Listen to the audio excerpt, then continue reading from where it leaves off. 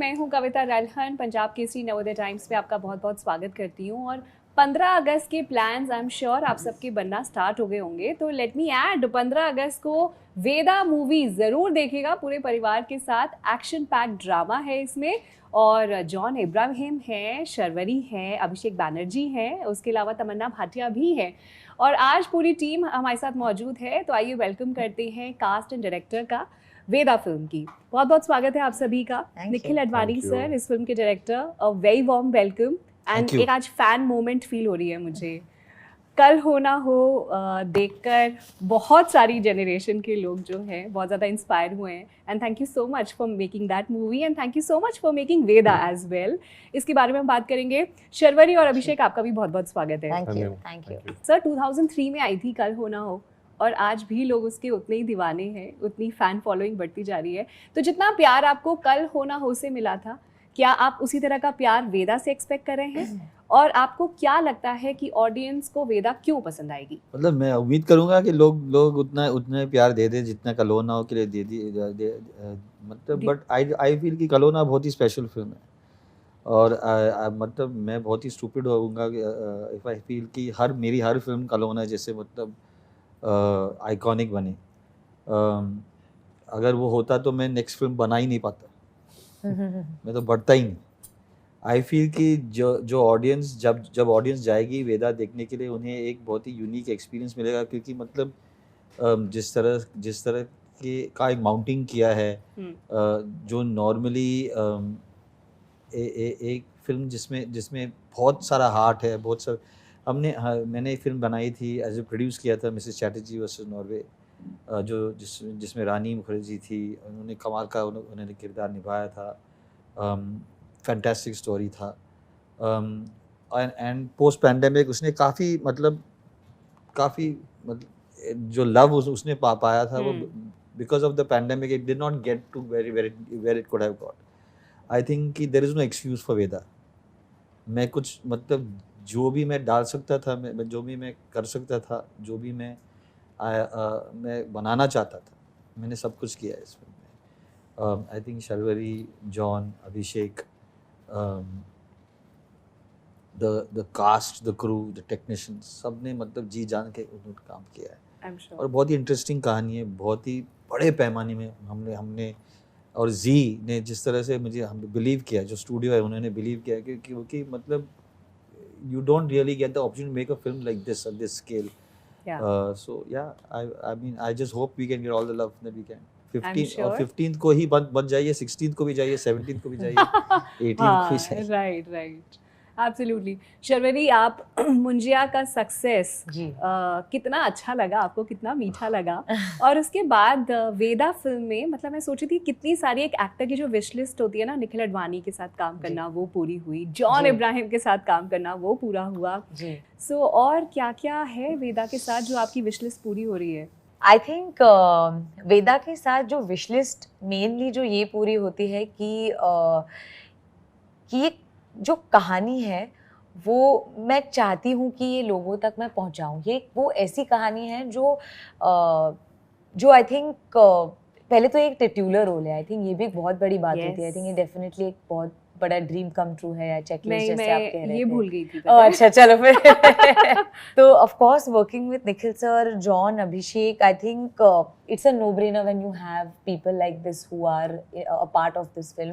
लेकिन of course having a titular role, having a story which is so strong, and I know that the story has a lot of power, you know, and that power can change things. And I feel that that's a big responsibility. So I think that to bring a change is also a big checklist, which is our hope as a team. So I think that that's also a big checklist. But I will also say that a big checklist is to work with two very strong female producers. You know, Monisha ma'am and Madhu ma'am. I think that, of course, and Nikhil sir, but I would like to say that it's inspiring to be able to work with two women who are taking the leading seats as producers. And I guess they're two women, and hence there's a film is called Veda. Correct lovely. Abhishek, आपके लिए 2023 बहुत अच्छा रहा। Dream girl 2 ने बहुत अच्छा किया, पूर्वा से भी आपको काफ़ी ज़्यादा रिकग्निशन मिला, फेम मिला। नाउ टॉकिंग अबाउट 2024 में जो वेदा फिल्म की अगर हम बात करें, इसके बारे में मैंने आपकी एक स्टोरी पढ़ी थी कि जो कास्टिंग हुई उसमें आपको विलन का रोल कैसे मिला। थोड़ा मैं चाहती हूँ आप ब्रीफ बताएं और फिर बताएं कि वेदा फिल्म आपके करियर के लिए क्यों इम्पोर्टेंट आपने है। क्या स्टोरी पढ़ी थी? मैंने ये पढ़ा था कि आपको कास्टिंग करनी थी, फिर किसी और को कास्ट करने की इसलिए मैंने पूछा इनसे, क्योंकि मैंने कल स्टोरी मैंने भी पढ़ा अच्छा, और मैं खुद चौंक गया कि ये कहानी कहाँ से ये निकल सच है के कि आई नहीं है? बिल्कुल गलत बात है, क्योंकि ओह। इसमें कास्टिंग जो है वो कविश सिन्हा ने की है। और वो बहुत अच्छे कास्टिंग डायरेक्टर हैं। उन्होंने रॉकेट बॉयज और भी मतलब मुंबई डायरीज की भी कास्टिंग की है। एंड आई थिंक ये हर बार ऐसा होता है कि मैं कोई भी रोल करता हूँ तो कहीं ना कहीं लोगों को लगता है कि उसमें मैंने खुद को घुसाया है या मैं कास्टिंग डायरेक्टर हूँ। और मैं परेशान हो गया। नहीं आपकी बात नहीं है, मुझे पब्लिकेशन का नाम नहीं लेना चाहूंगा, लेकिन मुझे पता है किस पब्लिकेशन का। I remember I asked you once also कि पातालोक का casting did with the casting of Patalok? He said no, Jogi did it. What? I thought you did it. No, Patalok का मैंने किया था, जोगी को मैंने कास्ट किया। Sorry, Jogi का हाँ, मैंने कास्ट किया था, क्योंकि आपको लगा था कि जोगी ने कास्टिंग किया है कि नहीं। ये कंफ्यूजन हमेशा रहती है मेरे साथ, मैंने देखा। हाँ, बट गुड, ये प्लेटफॉर्म है करेक्ट करने के लिए कि ऐसा नहीं है। जी नहीं, मैंने कल इनफैक्ट उन तक जो भी जिन्होंने छापा था, it's like Kavish coming and telling me let me play the role. him as Jitendra will be interesting. Oh God. नहीं मतलब I think just as an actor मिला, और निखिल सर भी मुझसे जस्ट एज एन एक्टर ही मिले। और मतलब आई वाज क्वाइट सरप्राइज कि वो मुझे ये रोल ऑफर कर रहे हैं, क्योंकि जब मैंने और ये पहले रोल थोड़ा सा बुजुर्ग था, मतलब किरदार सीनियर। हाँ, मतलब ये मेरे एज ग्रुप में नहीं था, तो उन्होंने मतलब then we discussed and said कि okay let's make it young. तो ये मतलब ऑनेस्टली ऐसा बहुत कम होता है कि क्योंकि बहुत लोग बोलेंगे अगर जॉन इब्राहिम है, एक्शन स्टार है, तो मतलब कोई बॉडी वाला विलन होना चाहिए, या जो हम लोग स्टीरियोटाइप्स देखते हुए आए हैं उनको ब्रेक करना। I think I have to give full credit to him, Absolutely. you know, and his vision.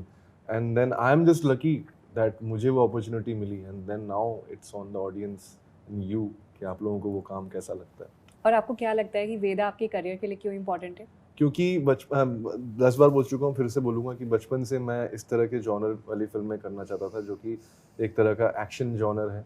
और एक्शन जॉनर मतलब हॉलीवुड से इंस्पायर्ड एक्शन नहीं, जो हमारी देसी रूटेड एक्शन जॉनर जिसमें सोशियो पॉलिटिकल एंगल भी है। तो मतलब कहीं ना कहीं व्हाट हैपेंस इज, मुझे लगता है मैं सबसे ज़्यादा अच्छा परफॉर्म तब कर पाता हूँ जब कुछ ना कुछ सोशल पॉलिटिकल सिनेरियो उस कैरेक्टर के साथ या उस कहानी के सिचुएशन में जुड़ जाता है। Right. क्योंकि फिर आई थिंक ज़्यादा मज़ा आता है, because you can communicate to the audience better. और कहीं ना कहीं हम चाहे कितनी भी एंटरटेनमेंट के लिए फिल्म बनाएं या कमर्शियल फिल्म बनाएं पैसे कमाने के लिए, लेकिन हमें ये ज़रूर करना है कि हमें अपने देश के लिए फिल्म बनाना है। मतलब you to make the films for our country and countryman and not make it away from them.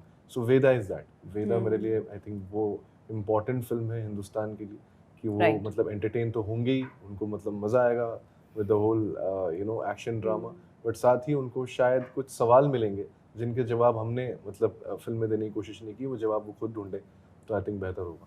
बिल्कुल। और ट्रेलर में आपके कुछ सीन्स हैं जो काफ़ी मतलब एकदम डरा देते हैं ना, चाकू से डराते हैं। मैं तो बहुत डर गई थी। निखिल सर, आप बहुत लंबे टाइम से इस फिल्म इंडस्ट्री का हिस्सा हैं, बहुत सारी अच्छी फिल्में, आप एसोसिएट डायरेक्टर थे, डायरेक्टर रहे हैं, प्रोड्यूसर रहे हैं, लेकिन कितना कुछ film industry has gone through a lot of changes, है ना। अब OTT के आने से बहुत ऑडियंस बदल गई है, अब लोग अलग तरह का सिनेमा देखने के लिए थिएटर जाते हैं। एज अ डायरेक्टर, क्योंकि ऑडियंस में इतना बदलाव आया है, आपने अपने प्रोसेस में क्या चेंजेस किए हैं to make your films relevant in today's time, ताकि ऑडियंस उसको पसंद करे? अगर थोड़ा बहुत आप शेयर करना चाहें। I don't know, मतलब मेरे I don't think that, I mean I don't know how to make my films relevant, because मतलब जो मुझे लग रहा है कि जो जितना इन्फॉर्मेशन ऑडियंसेस को मिलता है ना, it's just really at the end मुझे समटाइम मुझे लगता है कि बहुत ज़्यादा है। हम लोग एक अमिताभ बच्चन की फिल्म रिलीज होती थी, हम लोग चले जाते थे, हमें पता नहीं था कि मतलब वो गोल्डन जुबली होने वाली है, सिल्वर जुबली होने वाली है, 100 करोड़ करेगी, 20 करोड़ करेगी, 25 करोड़ करेगी, हमें पता नहीं था। हमें सिर्फ ये था कि अमिताभ बच्चन की फिल्म रिलीज होगी, ब्लैक में टिकट खरीदे या मतलब करंट में मिलेगा तो या एडवांस कर सकते। It was just that. It was a simpler time. आज मैं जब देखता हूँ सब मतलब सोशल मीडिया पे जाते हैं मतलब already we got so much love for the trailer. इतना सारे लोग ने मैसेज किया है कि मतलब इनक्रेडिबल ट्रेलर, फैंटास्टिक ट्रेलर, कड़क कड़क वर्ड, कड़क कड़क मतलब फाड़ डाला, फोड़ी नाक, ये वगैरह ये सब आ रहा है. और फिर then suddenly some people message and say कि अरे you should not come on 15th August क्योंकि क्लैश है, आपको 30th August को आना चाहिए. How do they know कि 30th August में कुछ नहीं होने वाला है? मतलब कहाँ से इनको ये, and they are normal people जिनको ये इन्फॉर्मेशन मिल रहा है, या जो अपने आप को देख सेल्फ प्रोक्लेम्ड एनालिस्ट और क्रिटिक्स वगैरह जो बन चुके हैं. You will not make money. I'm a producer for the last 14 years. We are making money. I would not be releasing this film, and Z would not be releasing this film if they are not making money. So it's not there. It is just go and watch the film, enjoy the film. You know. So I don't know. मुझे पता नहीं कि how do I make it more relevant? Do I change the way I'm telling the story? We have changed how we are telling story. जहाँ पे 3 घंटा होता था, अभी 2 घंटे हो गया. अभी वापस we have gone back to making films which are 3 hours.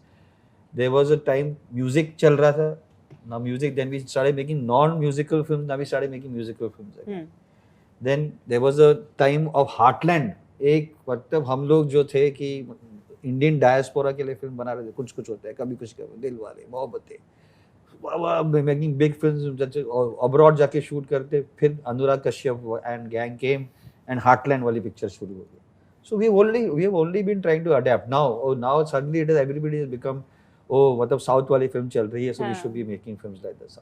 We are only adapting. But the point is कि the audience is too caught up with कि ये 100 करोड़ करेगी इनकी. अरे पिक्चर अच्छी है या नहीं है? Are you going to enjoy? Are you not going to enjoy? Are you going to go back the next Friday? Right? But I used to work for a very big जो एक movement होता था parallel cinema film maker, Saeed Mirza साहब बहुत बड़े film maker थे. And he kept telling, he said the best thing you can do for India as an entertainer is to make sure they go back the next Friday, right? It is so difficult for you to take out some money, put it into this thing and enjoy that Friday with your family. If the next Friday is Bunty's birthday and you say अरे वापस यही picture देखते, you already achieved so much. Right. Forget the 100 crores and 200 crores. वो हो जाएगा यार. हम लोग मतलब the industry is doing very well. It is doing very well. Irrespective. Good films are being made, good subject is made, good content is made. It's very liberating. These guys don't have to bother about कि ये बनेगा कि नहीं ये. And trust me, most people who are sending these things out, they don't know a thing. Yeah. आजकल तो YouTube पे हर कोई ज्ञान बांट रहा है and everybody is an expert. Yeah, true. Sharvari, आपने कितने बड़े बड़े डायरेक्टर्स के साथ काम किया है. संजय लीला भंसाली, कबीर खान के साथ आपने अपना डेब्यू किया द फॉरगॉटन आर्मी में. आई वांट टू नो कि आपने इन डायरेक्टर्स से क्या सीखा और इस मूवी में क्या अनलर्न करना पड़ा जो आपने सीखा. मैंने ठीक बोला? ऑनेस्टली हर एक फिल्म पे एक अलग प्रोसेस होता है. बिकॉज जैसे आपने कहा संजय लीला भंसाली सर के साथ I was an assistant director, तो वो काम बहुत अलग था. I was trying to learn as much as I can कि सेट पे क्या माहौल होता है, कैमरा एंगल्स क्या होते हैं, क्लैप कहाँ देते हैं, बहुत टेक्निकल चीज़ें मैं सीख रही थी तब. एक्टर्स कैसे परफॉर्म करते हैं. ऑल्सो मैं बहुत एनामर्ड थी by everything because Sanjay sir is one of the best directors and I have watched his films and I have waited for the day that I walk back on his set as an actor, you know, because I have done that as an assistant director and I've dreamt every day to walk back as an actor. So every single thing, as I like, Kabir sir will always be very special because he gave me Forgotten Army, which was my first acting job, you know, and I think that first director who believes in you changes the game for you. So for me, he will always be the most special director.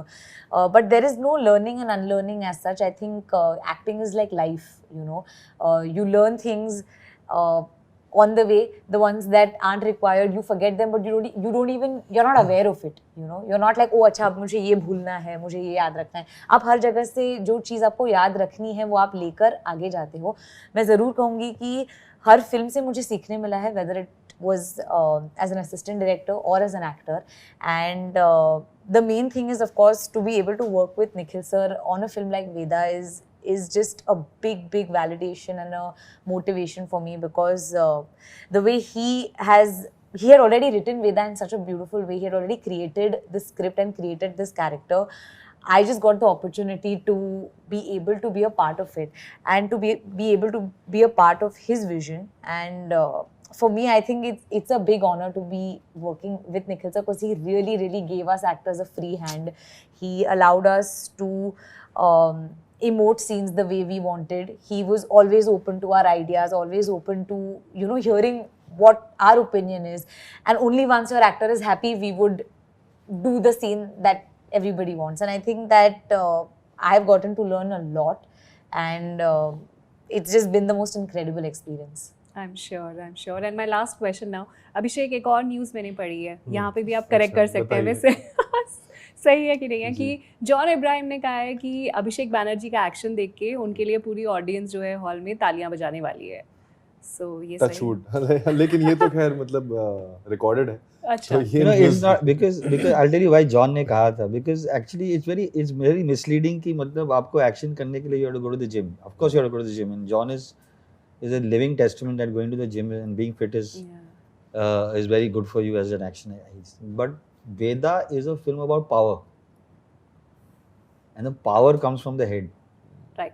Right? And जब when I wanted to work with Abhishek, because I knew when I saw Hathoda Tyagi, he doesn't say anything. But और इतना complex character, मतलब he loves dogs, but he kills like a dog. Yeah. Right? I loved it. I just felt that what Avinash did and what Sudeep Sharma did and all, fantastic. तब कुछ नहीं बोलते हुए, मतलब he's a killer. And I think John, when we started, I think it was not even an action scene. It was the first scene that both of you all did, you know, and you say Bana, you know, and you walk to him.